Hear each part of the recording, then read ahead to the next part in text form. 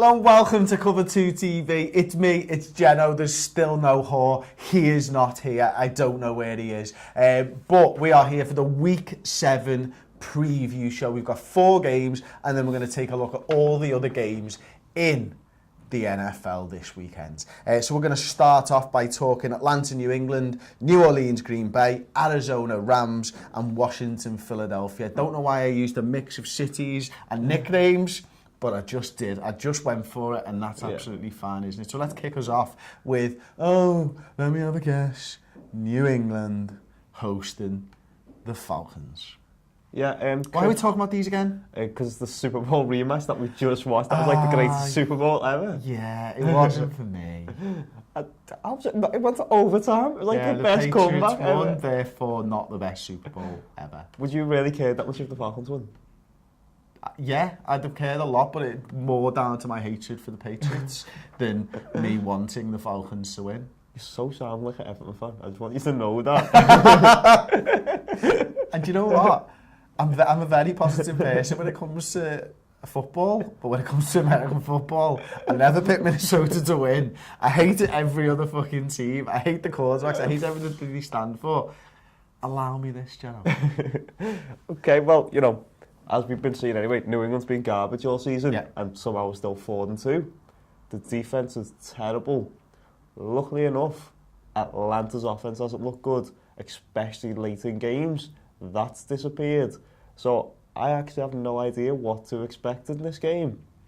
I actually see Atlanta going for a big lead early. Again. And then New England looking for a comeback and maybe winning this one late. That's my prediction. Okay, so you are picking the New England Patriots in this one? I pick New England Patriots regardless. I mean, we could be 0-15 and playing the Cleveland Browns who were 15-0 and I picked the Patriots. See, I'd be the opposite. If the Vikings ever got to 15-0, I'd still be picking them as the underdog and as not to win.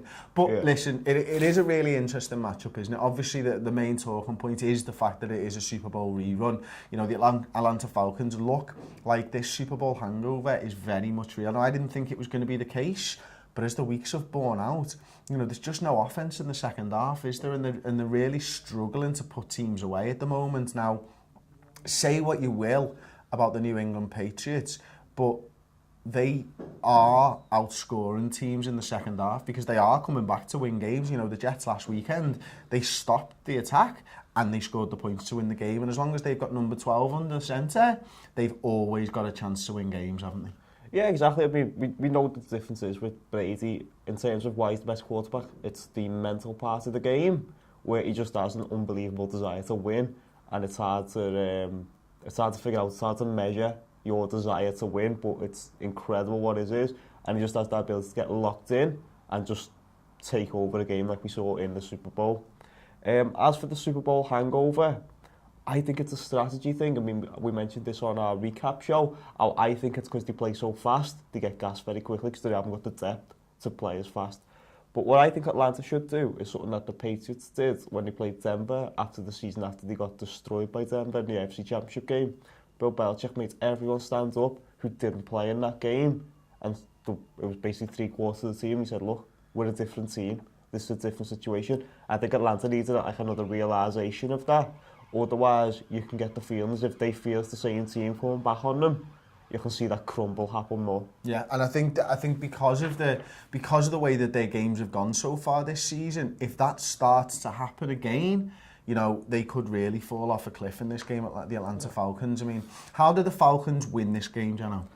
It's very easily. They pick apart the Patriots' defense. It's not good. It gets no pass rush. You get all the time in the world to throw it. Its rush defense improved against the Jets, but I think that was more due to it being Matt Forte running the ball, not Bilal Powell, because he was out for the game. I think if they just pick apart, you can just pick apart the Patriots defense, put them in a big lead, and then you just have to keep making plays because they're going to play. They're trying to play bend but don't break, but they're breaking a lot. Yeah. So that's the issue. I think it's up to Matt Ryan in this game to really have a revenge game, and really throw the ball about because again, with no pass rush, you're going to have all the time in the world. And also, I believe that the Patriots offensive line is terrible, and you can destroy Brady. That's the thing, isn't it? I mean, Brady's playing like a guy who has got that focus, as you mentioned before, that will to win. Above all else, he hasn't got a recognised running back as such. You know, the rotation's not really seemed to be working so far this season. The O-line is terrible, but he's not whinging about it. Yeah. You know, his receiving core is massively depleted. He has, you'll know this better than me, is it fair to say that he has clicked above 50 on Brandon Cooks? Yeah, Brandon Cooks is really emerging as a number one receiver for us. Well, when you say number one, it's not the Patriots style number one, because it's a deep threat number one, where Patriots usually like their number one to be these short routes.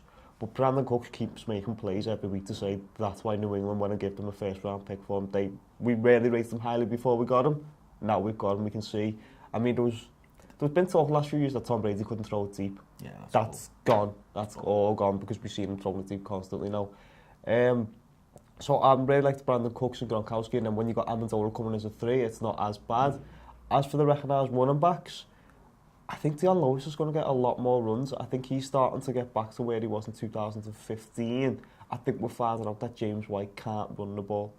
He's a very good pass-catching option. I've put Lewis in my fantasy side for this weekend because I think this will be a game that he will feature in massively. And, you know, just going back onto the Patriots, I know Gronkowski's obviously the number one receiver, as it were, for Tom Brady this season.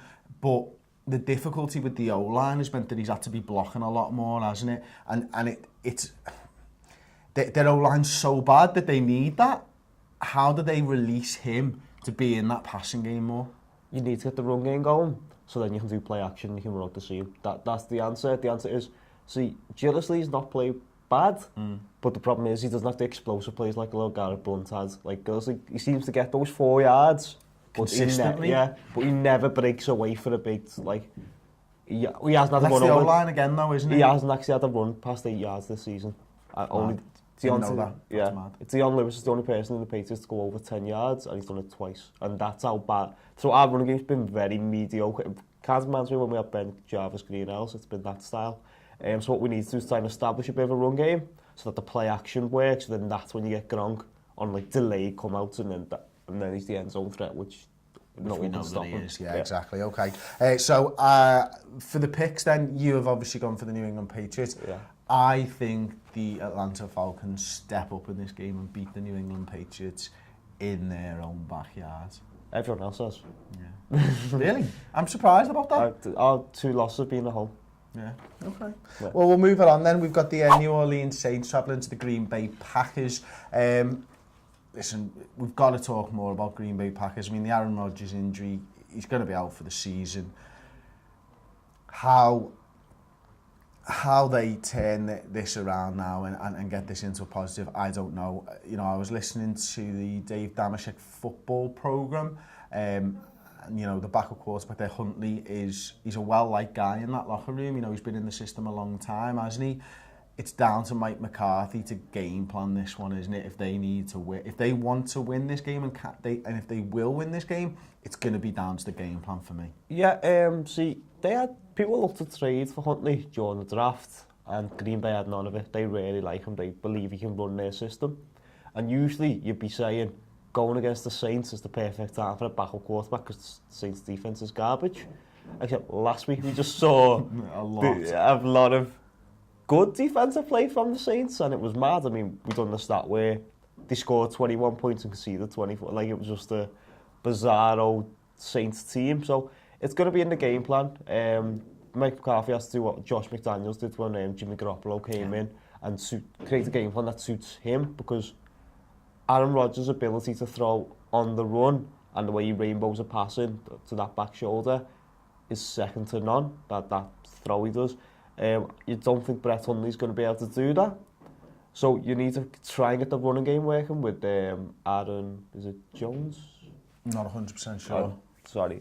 Steele probably tweet us down we're stupid, and Ty Montgomery, and he needs to get that a lot more involved in the game, and that's how they'd have a chance to win this game. However, on the Saints side, we've suddenly seen them have a running game and a defence. So, and Cam Jordan, what's the guy, Kenny Shapiro, is it? Yeah.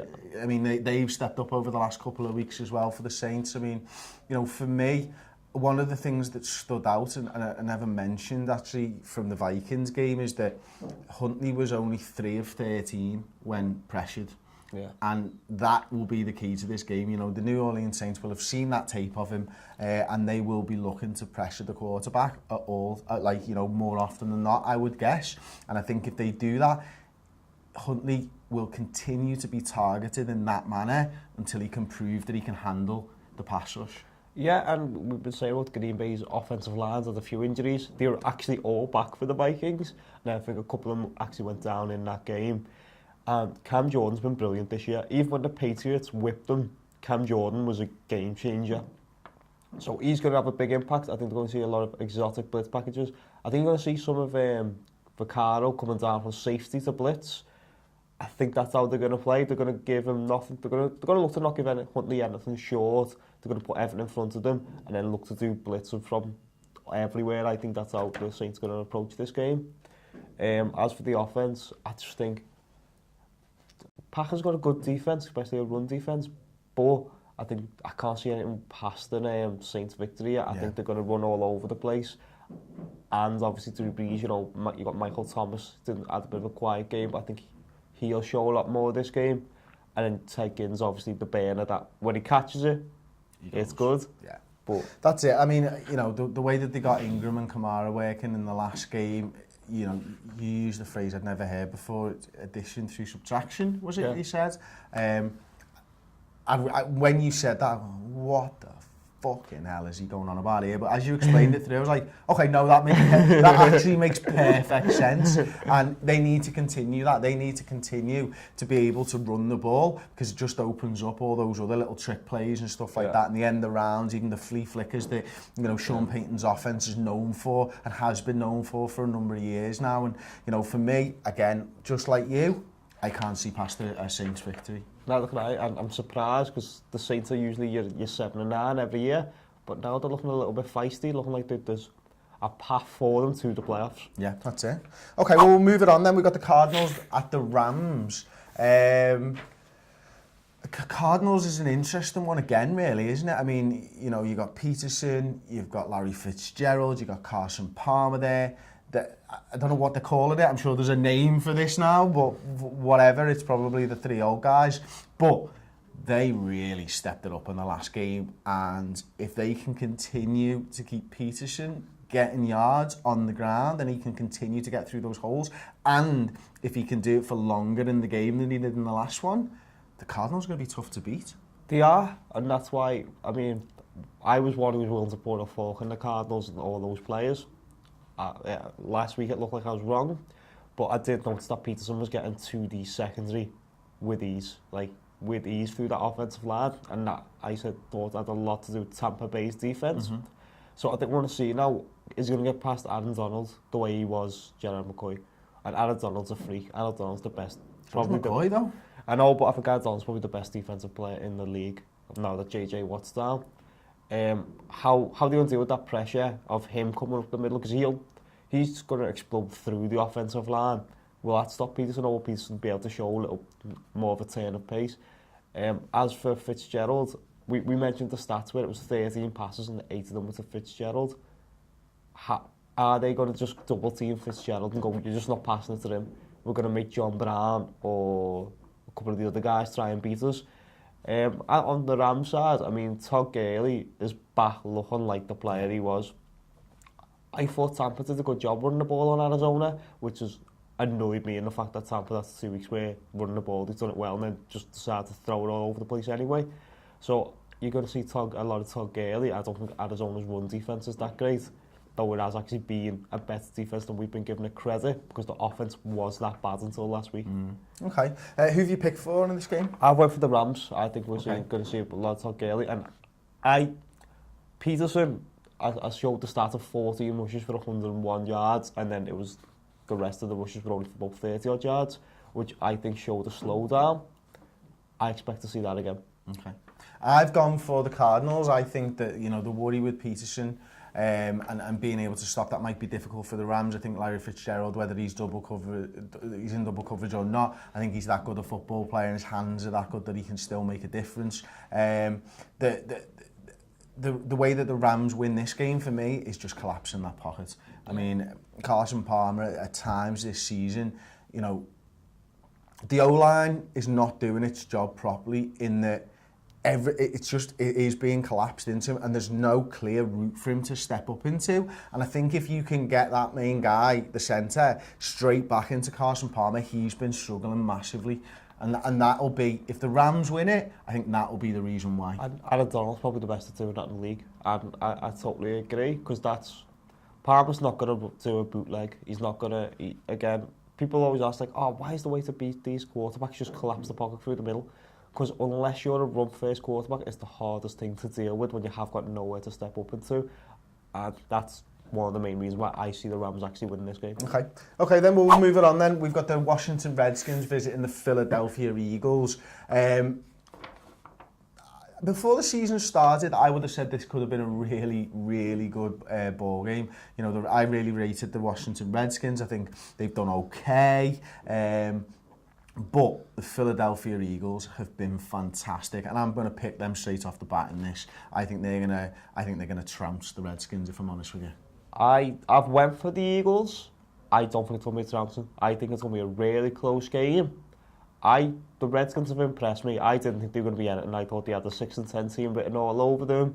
Your mediocre play from Kirk Cousins, but he's actually been phenomenal. He's actually leading the league in passer rating. And their offensive line, defensive line really impresses me. It's built on no names, but just depth and ability, and that's how you win football games. When your offensive and defensive line wins that battle, you tend to win. But on the other side, we're talking about a Philly team who's got probably one of the best defensive lines in the league. I mean, we all know how good Fletcher Cox is. And Carson Wentz just keeps making plays. He's made Nelson Aguilar look like a good receiver. I mean, he was a former first-round pick, though. Yeah, but he looked like only last year. He looked like a bust, though. He looked terrible. Yeah. He couldn't catch anything. Now he's catching everything. Alshon Jeffries went there. You know, he's been a good receiver for them. And as for the free agent pick-up for the Washington Redskins, Terrell Pryor, hasn't really set the world alight yet. Okay, so we're both going for the Philadelphia Eagles on that one. We'll move it on then to the Thursday night game. We've got the Chiefs at the Raiders. I'm going to go for the Chiefs in this one. I think they bounce back after the loss. And, you know, we spoke about it briefly yesterday about the Raiders and stuff, that right now, they're, for me, not looking like a very good football team. No, I go for the Chiefs as well. I think Chiefs bounce back, and also with the Raiders. I missed this off. I was on my notes yesterday, but I didn't say it. I think they're a broken team. They look broken. They don't seem to know what to do. They're only scoring 13 points on offense, and the defense can't get off the field. I don't see how you win games like that. Yeah. So. Okay, we'll move it on then. And that's simple. Raiders blowout then. Yeah, the way that we've been doing pickings anyway. I went 6 of 14 last week. Jenno went 5 of 14, and Steve went 6 of 14. I am still top of the Cover 2 league table, by the way. Still top. I returned to top spot, sorry.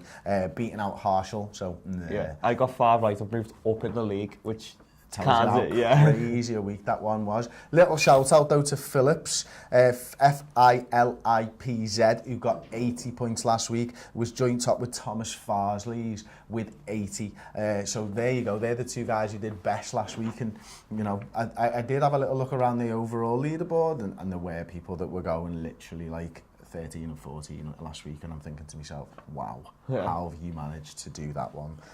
Well, anyway, we'll go on to the Bucks versus the Bills. How do you see this one going? I've got the Bills. The Bills are being fight. The Bills look a really well-coached team, and I think that's the opposite for the Bucks. The Bucks seem to want to refuse to run the ball. They want to just seem to air it out, and I think we're going to see, I think it's going to be a Ryan Fitzpatrick game, which I'd never pick him to win any games, because he's that type of just throw 4 interceptions and then just keep throwing interceptions. But he did have that little connection with Mike Evans in the last game, didn't he? There is a sliver of hope for the Tampa Bay Buccaneers if he is to start this game. That, you know, that connection just seemed to be there from the get-go. Now, it is all based on, if they're to win this game, I agree with you, they need to get the running game going. They need to commit to the running game throughout the entirety of the ball game, because if they do not do that, then those opportunities for Evans don't exist for me. Yeah. But I'm with you. I've gone for the Bills in this game as well. You know, I've been quite quietly impressed with the Bills. Listen, I don't think they're a great football side in any way, shape or form, but I do think they're probably above average right now, which is a little bit crazy because I didn't think they were going to be at the start of the season. Yeah, I thought they were going to be a 4-win team, something like that. They've shown a lot better. I think we just saw Peterson run all over them, over Tampa Bay. So what's Tyler Taylor and McCoy going to do? Yeah. That's probably the best running. That has, in a couple of years, been the best running option in the league. Those two just playing a run option. So I think they're going to run all over Tampa. And again, I just think they're badly coached. I think defense is poor. And I think they're going to try and air it out on the Bills, which again, Doug Martin's a fine runner. Why not let him run? Yeah, it's true. Okay, so we're moving on then. We got Titans at Browns. In fact, no, we've got Jaguars at Colts. I've picked the Jacksonville Jaguars to win this game. I think this is going to be a close game. I really do. Now, you know, I find it difficult to back Blake Bortles to win games, but I just think they're going to run all over the Colts. I don't think the Colts are going to have an answer for Leonard Fournette. I think Bortles will game manage enough that is still an option for them. I can't see Dorsett winning the game for the Colts, to be honest with you. Yeah, see the problem. I've also went for the Jacksonville Jaguars. Brissett, is it? Sorry. Yeah, Brissett. Did I say Dorsett? Yeah, Dorsett's the guy who got traded to the Patriots. But the Colts have got a soft underbelly. They've always had a soft underbelly, and that's still there, that you can just run all over them. The only thing, though, for the Colts is they keep getting beat because getting outscored in the fourth quarter. I think it's 80 points to like 22, something like that. I heard it before and didn't write it down because I don't have that much sense. So if they do get a lead, I can't see Jaguars coming back, because that means that they have to air it out with Bortles, and they don't want to do that, and they're not going to do that. So it's all going to be down to what Fournette can do. So I think Jaguars get an early lead. I think they just dominate the game from there on. That defense is good. I mean, I said yesterday it's not great, but you know what? I think they'll have enough for the Colts, to be honest with you. So it's Titans, Browns, Titans, yeah? Yeah, Titans. Okay, next. Jets versus Dolphins. Big divisional game. Obviously, it's your division actually, isn't it? Yeah, okay. So one team, and that's the Jets, I think, is 3-3, and the Dolphins are 3-2 at the moment. Obviously ahead of the Jets because they played a game less. Yeah. This division's wide open. It is. It's a wide open division. It is until right now, because again, the playoffs aren't until January, which is something that like the Dolphins or Jets aren't used to.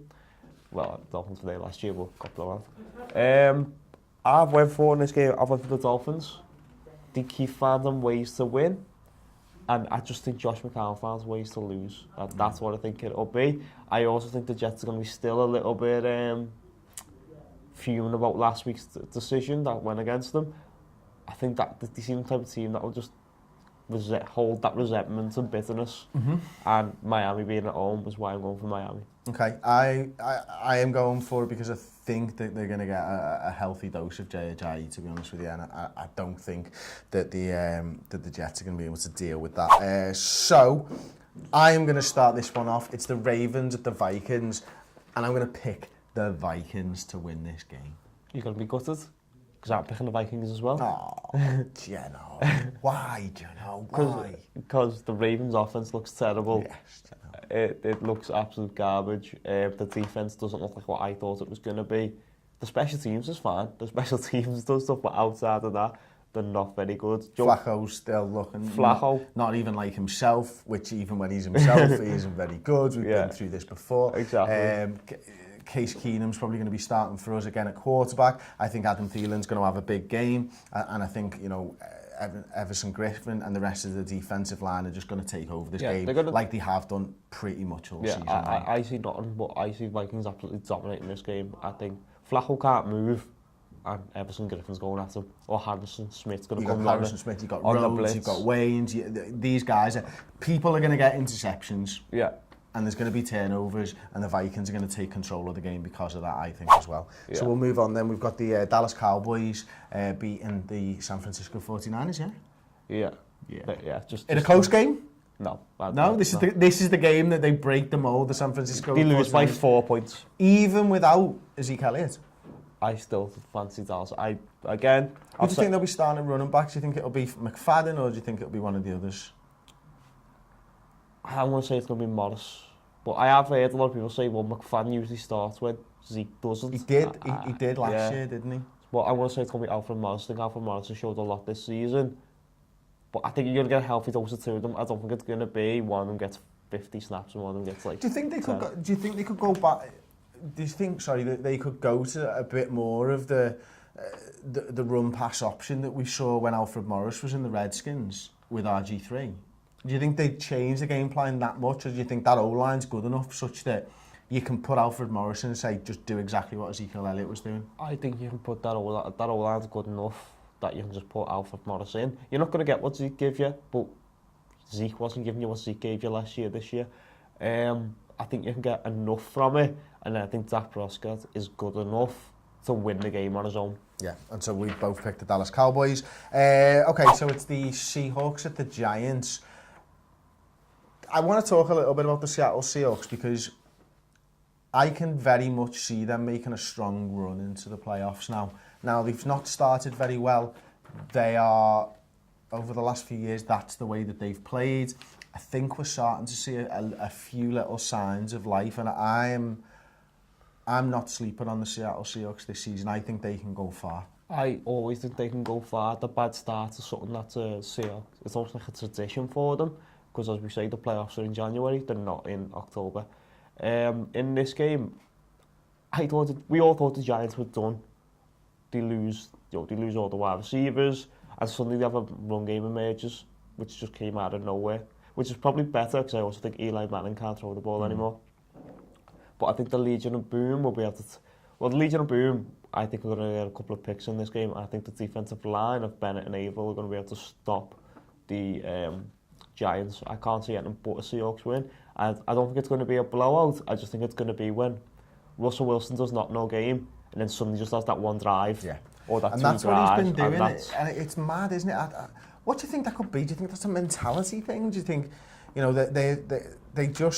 they are coached that way? Do you think there's changes to the game plans as the week goes on that makes it easy for them? What is it about these sides that can consistently underperform at the start of the season? Or do you think they're just resting and saving themselves for later on when all the divisional games really start to come thick and fast? I think it's a chemistry thing, I think. It's, there's a lot of talk in that Seahawks defense of they run it themselves, they run it on the field, so like you'll hear Earl Thomas telling... And I suppose he's missed a couple of games as well. To move X and Y around when they read the play. So I think as the season goes on, that communication just gets better and they get more familiar with each other. And then as for Robo Russell, he just seems to get locked in for like a series or two and then does nothing, but he seems to score when he gets locked in for that series or two. Okay, so we'll go to Cincinnati Bengals at Pittsburgh Steelers. I think the Steelers are going to win this game, and I think that their game plan should be exactly what it was last week. I think they've got to get Bell into the game. They've got to commit to Le'Veon Bell and his running game, and you know what? I think everything else comes from that. I think it's... everybody's talking about it. Ben Roethlisberger doesn't look like the quarterback that he's been over the last few years and over his career. But they've still got weapons on offense, and that defense is scary good as well. Defense was really good. The only one interesting thing is that Martavis Bryant wants to trade. Yeah, that was crazy news, wasn't it? He's not happy because Ben can't seem to get too deep, and he doesn't feel like he's getting the targets that he deserves, which all wide receivers think that, because they're all teams. They all think they're open every play regardless. I can't see anything else to the Steelers win if they follow the game plan they set out last week, which is run Lev Bell, because he's your best player and he's the best running back healthy in the league, so I don't get why they wouldn't do that, and that's what baffled me in that destruction against the Jaguars. Okay, Broncos Chargers then, who have you got for this one? I've went the Chargers. I'm back picking Chargers games now, which probably means it's going to be the Broncos, but I haven't picked the Chargers the first few weeks and getting losing. I've now went back to picking them because they've only won one this season so far, have they? Am I right in saying that? Two? Yeah, they won the last two games. That Denver team, I mean, they just didn't impress me at all against the Giants. I think Trevor Siemian, we've seen that if they can't run the ball, they're struggling badly. And Trevor Siemian, I think we saw more and more that he is only a backup. He's only going to be a backup caliber.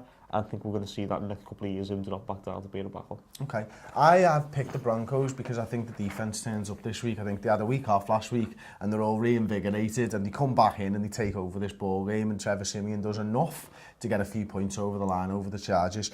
So final game of the week to discuss is the Carolina Panthers at the Chicago Bears. I mean, it was a dead easy one for me. It's the Carolina Panthers. But what they've got to do is Cam's got to not throw interceptions. He's got to go back to 2015 Cam or Cam from 2 weeks ago, not Cam from last week. Yeah, I don't rate the Chicago Bears. I think they got a little bit of reinvigoration with Mitch Trubisky, but as I say in the recap show, I'm not in love with them. I'm not seeing that much from them. I do like the Carolina defense. I think they have way too much for Trubisky, and I think Cam, it wouldn't even surprise me he doesn't throw more picks than touchdowns in this game, but I think with his legs as well, I think he'll end up winning this game for them. Okay, and the big matchup, I suppose, on for the defensive side of it, it's Kuechly, isn't it? Against Trubisky, and for me, Luke Kuechly wins this one out, and I think Luke Kuechly wins against most quarterbacks in this league. He is the exceptional inside linebacker for me. I love watching him play. Yeah. You know, he just always leads the team in tackles. He's unbelievable. Is Luke Kuechly going to play? Has he got concussion issues? Oh, is he out? I don't know. Let's check it out. Tell me more about the Chicago then while I check this out. Well, the Chicago are obviously going to be running it a lot with Howard and Cohen, and they're going to look to run all over the Seattle defense. But I think, the Carolina defense. But I think Carolina are quite good against the run. If I haven't checked that statistically, but it feels that way. They're a good tackling defense. And again, I think if you keep Trubisky in the pocket, you don't have to worry about him. And if you keep Everton in the pocket, then I think there's going to be enough for Cam. Yeah, so Kuechly, he didn't practice. They haven't released an official report on him, but yeah, he's not practiced, so questionable for the game at the weekend. So there you go, that's our NFL Week 7 preview show. Thank you very much for watching. Don't forget to subscribe to the YouTube channel if you haven't already. Drop a like on the video. Let us know your thoughts in the comment section, whether you agree with us, whether you don't. If you've got your NFL pick'ems, get some banter into the chat there. It's a smack board, of course, because it's American. Get into there, give us some smack. We'll give you some smack. But you know what? I'll be able to give it more because I'm top of the league. Cool, man. That felt like a really short show. I think it was about 25, 30. Yeah, sorry. Yeah, 40 to an hour is mental because it's dead. It's hard when no one's like, just tell me. What are you feeling like? 32. Oh, it's not too bad.